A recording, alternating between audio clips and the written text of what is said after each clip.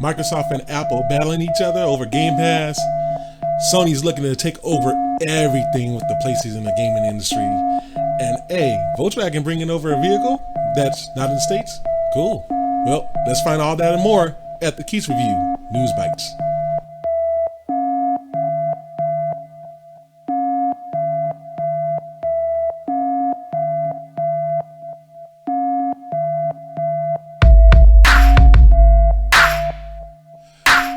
Hey everybody, how you guys doing today? This is Marquise from the Keys Review. So, it seemed like Apple and Microsoft's getting into a little bit of argument over Game Pass. They pretty much said that Microsoft has came out and said that they can't really do anything with Game Pass due to the nature of the system. So Apple had also came out and said Apple isn't able to review each of the games that's available through Game Pass. The App Store was created to create a safe and trusted place for customers to discover and download apps. A great business opportunity for all developers. Before we go into our stores, all of our apps are reviewed against the same set of guidelines that are intended to protect our customers and provide a fair and level playing field to developers. Our customers enjoy great apps and games from millions of developers, and gaming services can absolutely launch on the App Store as long as they follow the same set of guidelines applicable to all developers, including submitting games individually for review and appearing in cart and search. In addition to the Apple Store, developers can choose to reach all iPhone and iPad users over the web through Safari and other browsers. Pretty much Apple is saying is, hey, unless you guys release your game individually, you're not going to be on the Apple Store at all. Microsoft then came back and said, our testing period for a Project xCloud preview app for iOS has expired. Unfortunately, we do not have a path to bring our vision to the cloud with Xbox Game Pass Ultimate to gamers on iOS via the Apple App Store. Apple stands alone as the only general purpose platform to deny consumers from cloud gaming and the game subscription services like Xbox Game Pass. And it consistently treats gaming different apps differently, applying to more lenient rules to non-gaming apps even when including their interactive content. All games are available in the Xbox Game Pass catalog are rated for content by the independent industry rating bodies such as ESRB and the regional equivalents. We are committed to finding a path with bring cloud gaming with Xbox Game Pass Ultimate to the iOS platform. We believe that the customer should be at the heart of gaming experience, and gamers tell us what they want to play, connect, and share anywhere, no matter where they are. We agree. Basically, Microsoft is saying, hey, everything has been reviewed. What do you guys need to review? And I don't know what you guys' trip is, basically, to Apple. So we don't know where this is going to go between Microsoft and Apple as far as getting the Game Pass over to Apple, but you got to look at two things here. Microsoft is really pushing the Game Pass. That's why I've been pretty much saying that, hey, Xbox is not the most important thing right now. It's going to be the Game Pass. Apple's a company that likes to review every little figment of their software. So for Apple to review Game Pass and all the games that's in it might be kind of productive to them. But hey, I guess we'll see coming up pretty soon in the future. We are also hearing that from the rumors that Microsoft was dropping Xbox Go Live and making a free paywall. That's not the case. Microsoft has came out and confirmed that there will be Xbox Gold Live still. There will still be a paywall for games. Now, from what I'm hearing, that Xbox Gold Live could be renamed or rebranded, so we'll definitely see what will be happening after that in the future. Okay guys, on to some Sony information. It seems like for everybody think that the PlayStation 5 won't be supporting PS4 games or only 100 of them is pretty much dead wrong.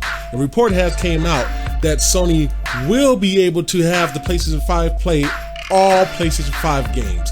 That's including games that has not been whitelisted. Whitelisted means that the game has been tested and thoroughly able to work on the platform.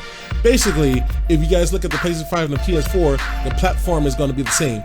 x86, 64, even went on the same manufacturer hardware in AMD. So as far as the PlayStation 4 games on PS5, I doubt that we're going to have much trouble. So if you guys want to run your PS4 games on your brand new PS5 and even some of them in boost mode, feel free to do so, as all the games should be able to be compatible with the PlayStation 5. And that's news coming straight from the horse's mouth itself. For those people that wants to play their accessories and peripherals from the PS4 and port them over to the PlayStation 5, you will be able to do so. But some of them may have some restrictions. So if you look at things like, most importantly, the DualShock 4, they said that the DualShock 4 will be able to play, but not with PlayStation 5 games.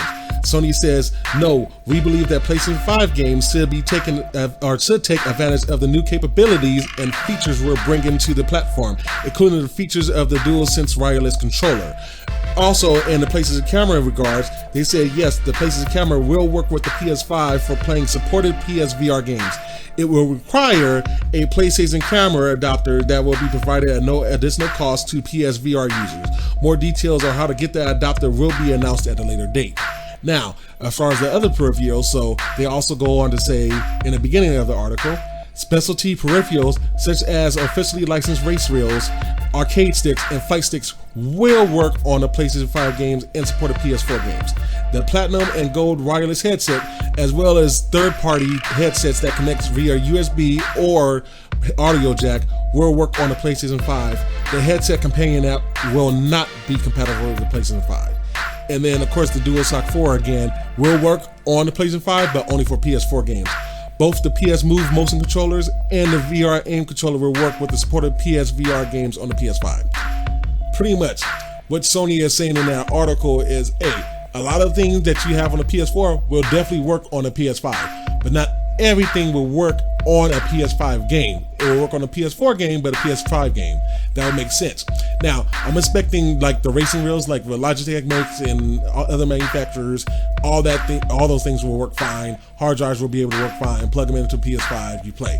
Now, when it comes to the PlayStation 5 games, of course, running the game off the HHD is not going to work. You have to have their Sony, internal SSD to play, or you definitely have to have the expansion SSD. I'm not sure if they're going to add some functionality to run the game off the USB Type-C port, which will probably use USB 3.2, or basically if they're going to be able to use other things onto the PlayStation platform, like the VR and the PlayStation Move controllers, where they'll be able to work with PS5 games. But I'm guessing that's going to be very not likely. Basically, they're going to be giving you the PS5 games with the PS5 experience, so you have to get the PS5 accessories and peripherals in order to play those devices. So look for that to come out as far as all the accessories for the PS5, play PS5 devices. And for those of you that have been listening around on the interwebs lately, you know that there's been a lot of controversy with the Avengers game and PlayStation. So, from what we know that Spider-Man is going to be exclusive on PlayStation platforms. Basically what they're saying is Xbox, and if there's going to be a Nintendo Switch version of the game, will not get Spider-Man on those systems, only on the PlayStation 4 and the PlayStation 5. Basically, you have Imran Khan, that's from Reset Era Gaming Forum, has said this about the PlayStation exclusives. My hypothesis is that Sony isn't leveraging ownership of Spider-Man, which they do not have, to keep him an exclusive character. More likely is that Avengers is a AAA game that is on competing platforms, and Sony threw a bunch of money to keep the AAA game Spider-Man realm associated with the PlayStation consoles. The fact that this is a game as a service that is backwards compatible with getting a next-gen upgrade for the PlayStation 5 means that they expect people to buy it and base some degree of next-generation console purchasing decisions on that friends list and purchase. If you guys are mad about this, I suggest saving some energy, because next year it will be a marathon of getting upset. Basically, what he's saying is, first of all, Sony has just threw some extra money into Marvel or Disney per se, in order to keep Spider-Man on the Sony brand, basically. Not only that, he said on the last sentence that if you guys are mad about this, I suggest saving some energy, because the next year will be a marathon of getting upset. What he's saying there, and what I've been hearing rumors about, is that Sony is locking down a lot of exclusives from third-party developers. Now, what shape and capacity, we don't know. But what I'm hearing is Final Fantasy is going to be exclusive in some shape or form on the PlayStation 5. I'm hearing stuff like Grand Theft Auto, probably going to have a lot of exclusive stuff on the PlayStation 5 when they come out with their game in a few years. There's going to be other manufacturers that's just going to have exclusive content, or even a whole game exclusively itself from their third-party developers on the PlayStation 5. So, if you guys are worried about gaming and playing games, I'm definitely going to say, hey, the PlayStation 5 is the best way to play video games. You're going to play the most of them, and you're going to get a lot of exclusives. So my suggestion, guys, just get a PS5. In the last little bit of news of today, I was reading and found out that Volkswagen is going to be bringing a new vehicle over to the United States. Well, maybe not so new since it's available overseas. But it has came out on Motor Trends that the Volkswagen Golf GTE, which is their electric or hybrid vehicle, I should say, may be hitting the United States. Volkswagen just filed a trademark that indicates that the Golf GTE will hit stateside. The GTE is made for performance. This vehicle has a turbocharged 1.4 liter 4-cylinder engine, an electronic motor powered by a 13 kilowatt-hour battery, and those are combined for 224 horsepower and travel up to 37 miles without even using gas. So basically, this is going to be a vehicle that's going to be fun to go around curves to get you a little bit of giddy up in the streets and, hey, save a little bit of energy, save a little bit of pollution from the earth. You know, we all want to save pollution from the earth. Everybody knows I'm a big proponent of that. All right, guys, that's all the news on News Bytes that I have for today. Again, my name is Marquise. If you like this episode, you like the channel, go ahead and hit that like button, hit the subscribe button right there, and then the bell notifications to know whenever I go and upload or go live on a video. If you guys want to support me further, I have a Patreon page at www.patreon.com/TheKeys Review. Again, my name is Marquise. This is The Keys Review. Peace